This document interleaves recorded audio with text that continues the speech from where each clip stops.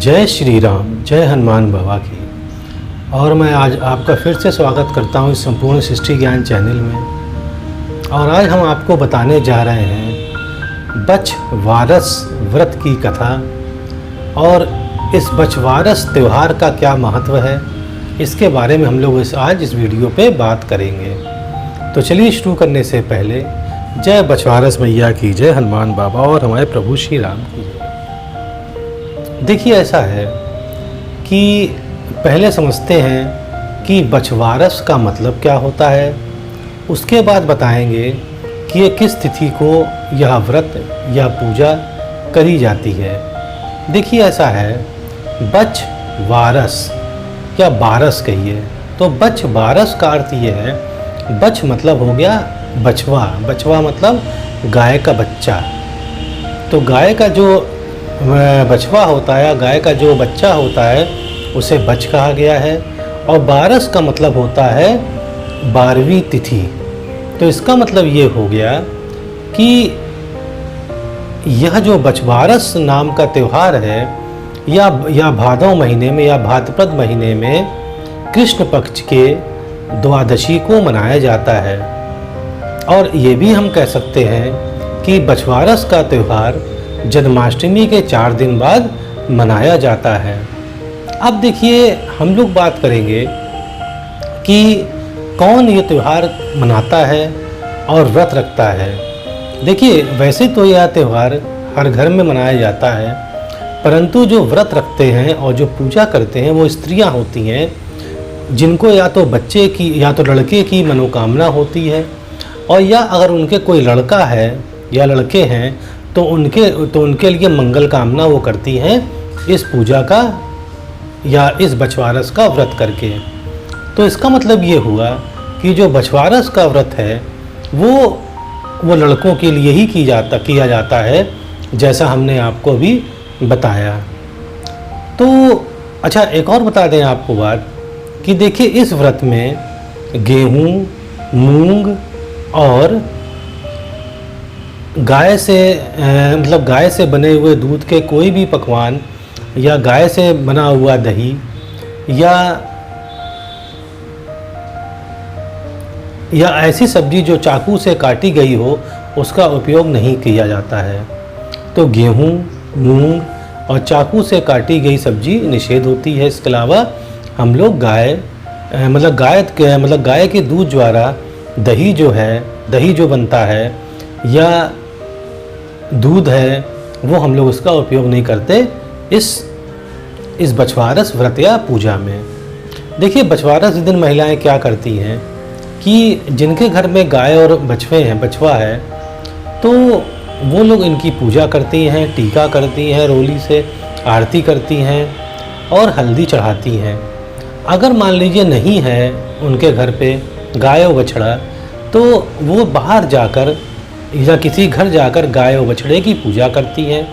अगर वो भी उपलब्ध नहीं है तो घर में ही अपने मिट्टी के गाय और बछड़े लाकर, मतलब कहीं से बाज़ार से मिट्टी के गाय और बछड़े ले आइए और फिर उनकी वो पूजा करती हैं।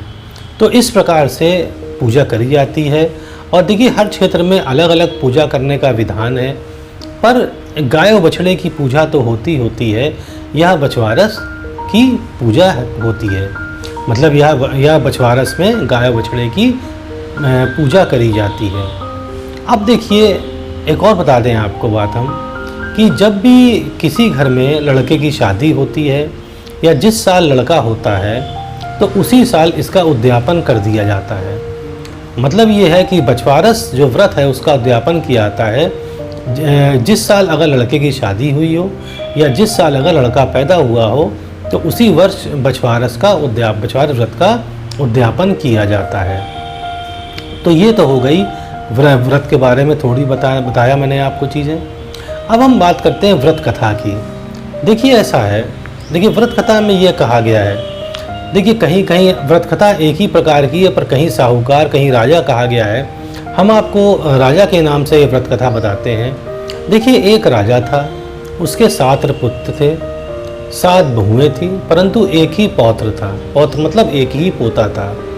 राजा ने अपने राज्य में एक बहुत बड़ा कुआं खुदवाया और उसने सोचा कि अगर कुआं खुदवा लेंगे तो गर्मी में इसमें जल पर्याप्त रहेगा और हमारी प्रजा को परेशानी नहीं होगी। परंतु हुआ क्या कि शुरुआत में जल आया, बाद में सूख गया और फिर वो जल कभी नहीं भरा उसके अंदर। तो उसने अपने ज्योतिषियों को बुलाया।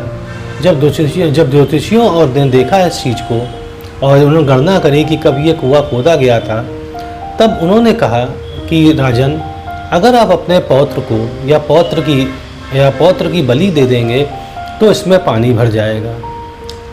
अब तो राजन बहुत सोच पड़ गया, पर चूँकि राजा जो था वो अपने जनता की भलाई ज़्यादा समझता था, तो उसने अपने पौत्र की बलि दे दी।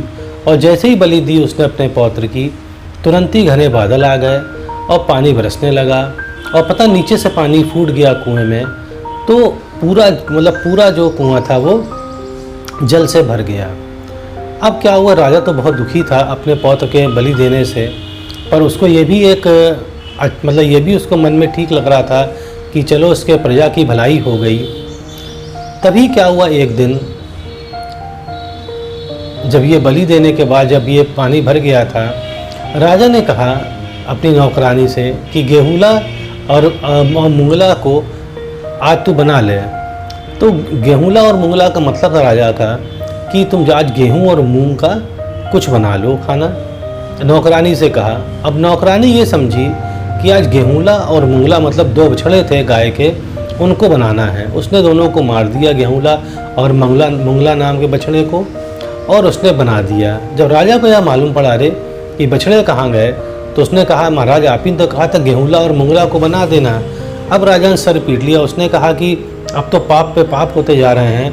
पहले मैंने अपने पौत्र की बलि दी, वो तो चलिए अच्छा ही काम में थी, पर ये जो आज खाने के लिए बने हैं गेहूला और मुंगला, हमने कहा गेहूं और मूंग था, राजा बोला, पर तुमने समझा उल्टा समझ लिया। अब राजा को लगा कि मेरी अपनी गलती है कि उसने खुद ही गेहूला मुंगला कहा था। उसने कहा ऐसा करो, जो भी चीज़ जो मरे हुए बछड़े हैं उनका जो भी मांस या जो भी उनका चमड़ा है उसको दो उसमें भर दो, 2 घड़ों में भर दो उसको। और उसने गड़वा दिए 2 घड़े। जब गाय लौट के आई शाम को तो अपने बछड़ों को ढूंढने लगी, तो उसको मालूम पड़ गया था गाय को कि ये वही बच्चे उसके यहीं ज़मीन पे गड़े हैं। तो वो सींग से बार बार अपना वो जो माँ की मिट्टी है खोदने लगी।